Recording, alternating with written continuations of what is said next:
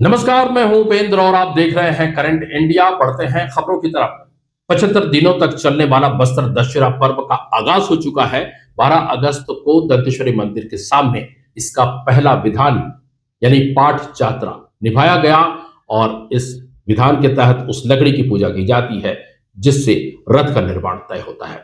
इस दौरान पारंपरिक मांझी, चालकी, मेंबर, मेंबरीन, पुजारी, पटेल, नाइक, पाइक और सेवादार तथा रथ निर्माण के लिए औजार बनाने की रस्म अदा करते हैं।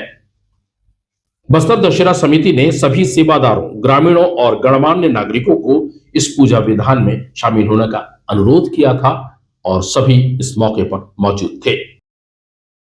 ऐतिहासिक दशहरा पर्व को देखने देश विदेश से लोग आते हैं। बढ़ते हैं अगली खबर की तरफ। छत्तीसगढ़ में मुंबई की एक बाइक राइडर्स की मौत हो गई है। वे सड़क दुर्घटना में बुरी तरह से घायल हो गई थी। ये घटना धमतरी के पास मरकाटोला नामक जगह पर हुई, जिसमें उनकी बाइक एक ट्रेलर से टकरा गई। वे गंभीर रूप से घायल हो गई। इलाज के लिए उन्हें धमतरी अस्पताल ले जाया गया, जहां इलाज के दौरान डॉक्टर्स ने उन्हें मृत घोषित कर दिया। टाटा सन्स के चेयरमैन एन नटराजन ने इस्तीफा दे दिया है। हालांकि 2027 तक वे अपने पद पर बने रहेंगे। टाटा ग्रुप में मची खींचतान इसकी वजह बताई जा रही है।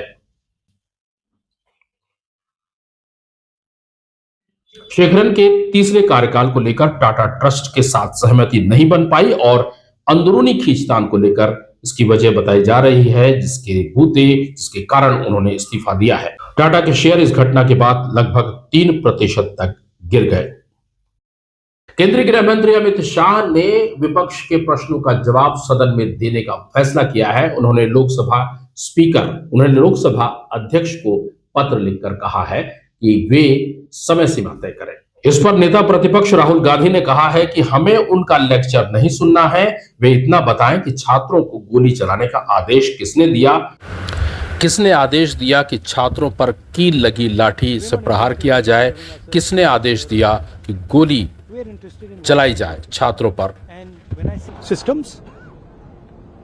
Did Mr. Amit Shah give this order to shoot our children or did he not?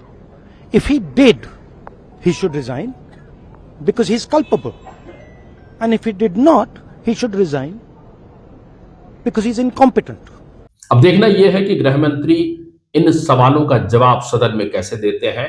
बहरहाल करंट इंडिया में आज के लिए बस इतना ही। कल फिर आपसे मुलाकात होगी, तब तक हमें दीजिए इजाजत। नमस्कार।